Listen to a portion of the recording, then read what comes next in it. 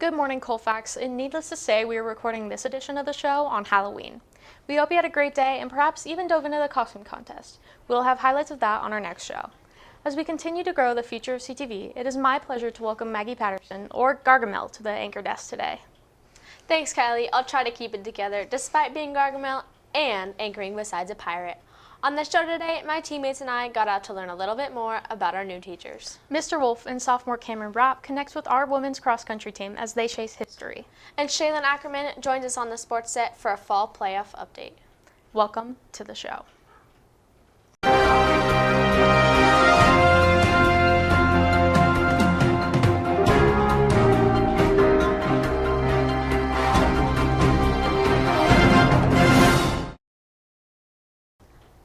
We would like to start off the show with a shout out to senior leader Kylie McCabe and her team for producing the first ever Colfax ASB pumpkin carving contest.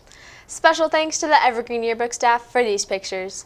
20 students got the flex period to design and carve a pumpkin, and then the students got to cast their vote for the winner. Congratulations to Tyler McCabe for taking home first place, and the runners-up were Ava Dunleavy and Maya Pierce. Unconfirmed sources have reported that one of those pumpkins was worn as headwear for the remainder of the day. Now that's making most of the day. Powerpuff Boys Volleyball is back. That's right, the annual Powerpuff Boys Volleyball Tournament is back and will take place the week of November 14th through the 18th. This will be my first, but I did my research, so I know this tournament will feature boys volleyball teams coached by our girls volleyball players, and all classes will be represented. Spot on, Maggie. All boys are welcome and encouraged to sign up for your class team, and all girls volleyball players interested in coaching need to sign up as well. Sign-ups start on Monday, November 7th. All teams will practice at lunch on November 14th through the 16th, and matches start on the 17th. You have to practice to play. The juniors will open with the freshmen, and the seniors will open with the sophomores. The championship match featuring the winners of Round 1 will be played on Friday the 18th. Sounds like a lot of fun. Stay tuned to the bulletin and look for a sign-up booth starting on November 7th. This next story is part 2 of our New Faces series, and my co-anchor, along with the team of freshman camera ops, got out to see how our new teachers are impacting campus. Colfax High School has 3 new teachers, Mr. Ginty, Miss Redding, and Mr. Rosenthal. These newcomers have already made a positive impact on our campus. They are all different in their own ways, and their goals and past experiences are all coming together to inspire and change lives at Colfax. You have total control. It's going to be a really hard. Our new staff bring their colorful pasts with them to Colfax. Miss Redding was a 4-sport athlete in high school and still loves being active. She teaches multiple subjects, including AP Environmental Science, Biology, and Integrated Math. Mr. Ginty has traveled the world as a professional basketball player, has masters in international business, and has been coaching and teaching in Tahoe for the past 6 years. At Colfax, he has already started rebuilding our proud boys basketball program as our new head coach. Mr. Rosenthal's high school life revolved around football and riding. He hopes to help coach here at Colfax in the future. Oh man, I was super busy. I did cross country, basketball, and track. I did volleyball 1 year, but running was my thing. And then I also was involved with leadership. Sure. Originally, I wanted to be a football coach. That's why I got into it. If you want to coach football, it's a good place to start. But I chose English originally because I loved my English teacher. When I was in high school here at Colfax, I played 4 years of soccer, basketball, and baseball, and then played basketball year-round and loved being involved in other activities on campus through leadership. I was on the mic at rallies sometimes actually, and just get involved in a lot of our different culture. Our new teachers all want to connect with their students and build strong relationships. Mr. Ginty plans to bring new energy and amplify the culture. Ms. Redding wants to maintain what we have now and teach more normals after COVID. Mr. Rosenthal is still learning about the culture here, so he can find ways to contribute into it in the future. So Mr. Rosenthal, I've seen him have really, really good class discussions and Socratic seminars and just really getting his kids to think deeper about topics. And then they're excited to talk about him and they're excited to debate about him. That's something that's really cool to see.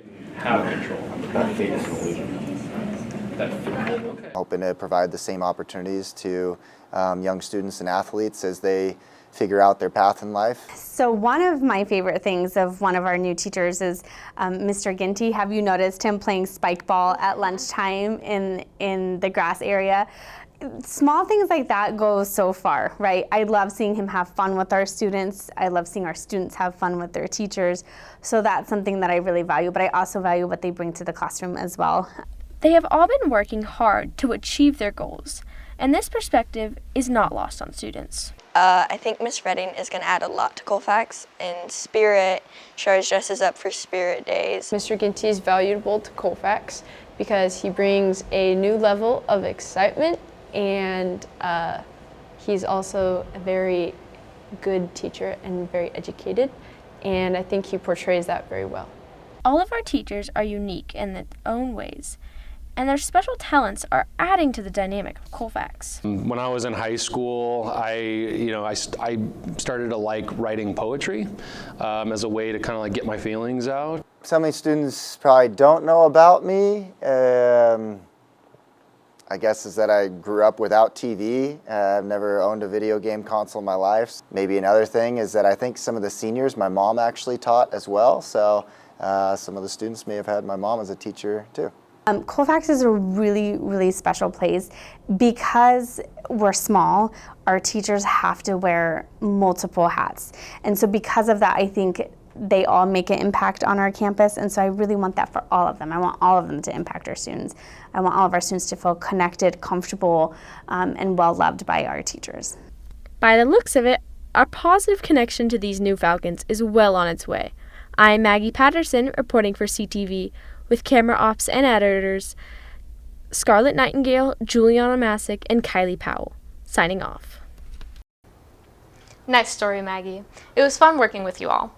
No matter what season it is at Colfax, you can count on a lot of students being involved in sports. Today, we're happy to have CTV director Chelyn Ackerman in the studio to give us a fall sports playoff update. Welcome back to CTV Sports. I'm Chelyn Ackerman, and no surprise, we've had a great fall sports season filled with amazing moments that have led us to the postseason. This is your fall sports playoff update.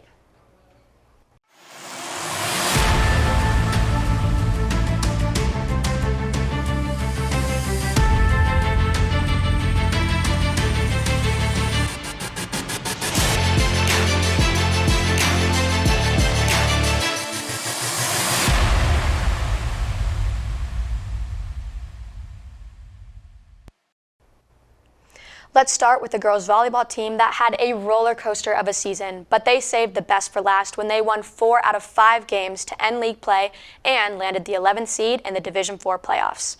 Their prize, a road game with number 6 West Campus, who went undefeated in their league and racked up a 32-2 record. West blanked the Falcons in the preseason, but on October 25th, the Falcons turned the tables and put together their best performance of the season, scoring a thrilling 3-2 win.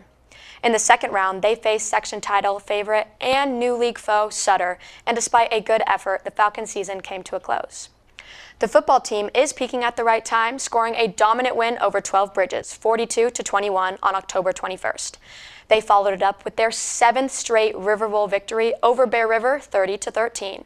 The nest was raucous and clad in camo.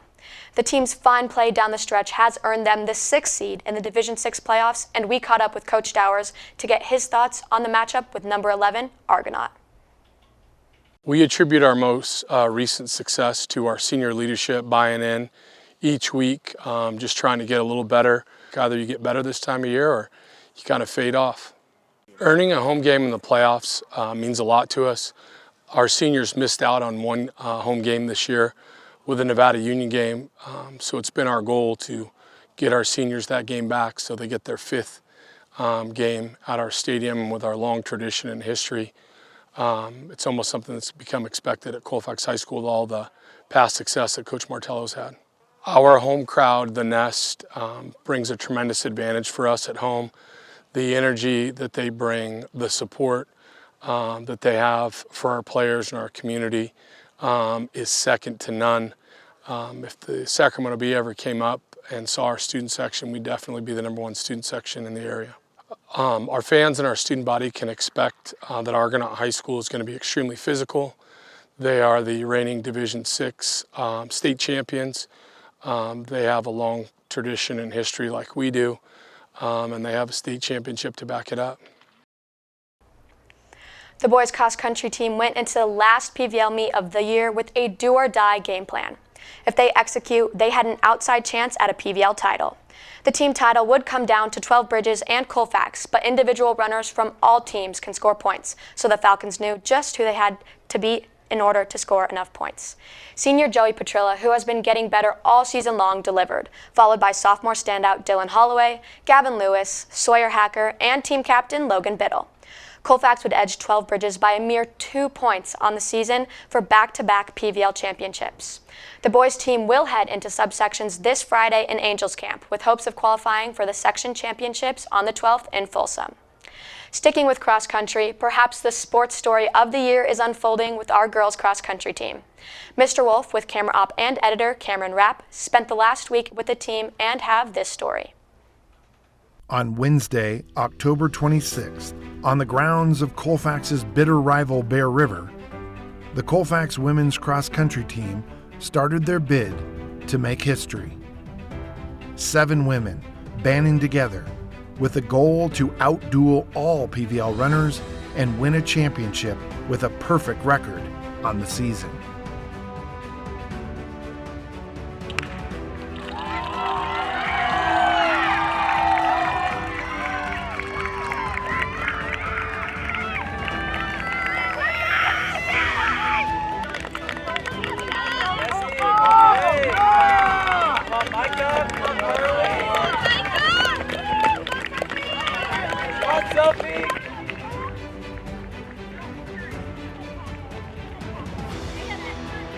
In just over 20 minutes, the dust had settled and our girls cross-country team were crowned PVL champions, scoring a perfect 15 and capping an undefeated season.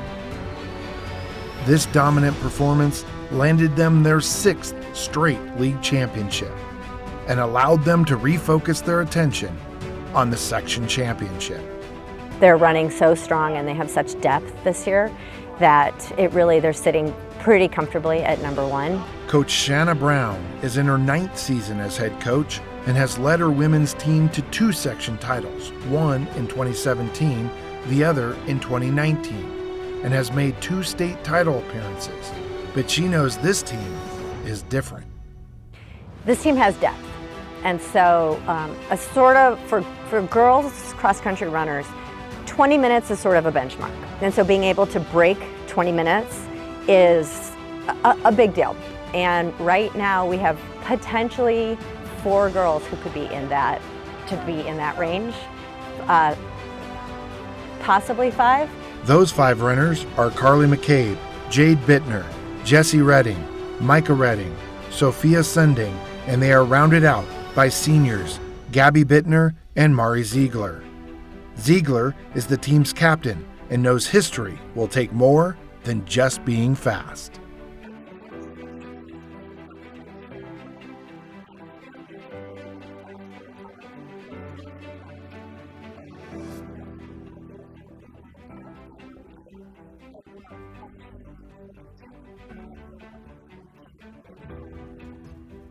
Coach Brown sees that bond day in and day out and sees how they use it to lift their competitive edge.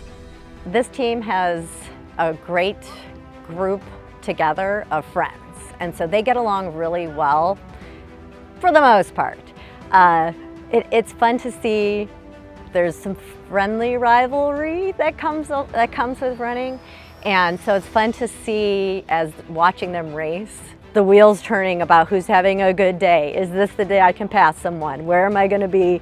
So even though they do like to work as a team, they also like to win because they're athletes. A 3rd section title would open the door to making state and perhaps history with a finish higher than 17th. Coach Brown has her eye on that prize, but never loses perspective on why she's coaching. I hope that for this team, my goals for them, well, my goals for all my runners are always that running becomes a lifelong sport, that it's something that they enjoy doing when they are 30 and 40 and 50, that it gets them through college by going out and taking a break from studying and getting out, that they've got the habit of running and exercise. Mari Ziegler is all about a shot at history, but she believes the work this team and her fellow seniors Gabby Bittner and Carly McCabe are doing has a higher purpose.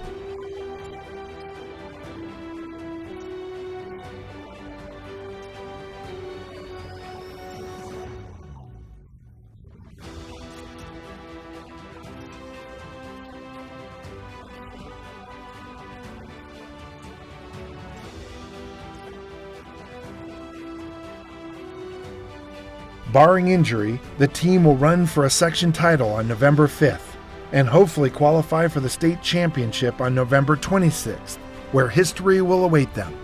For CTV, I'm Wade Wolff for camera op and editor Cameron Rapp, signing off.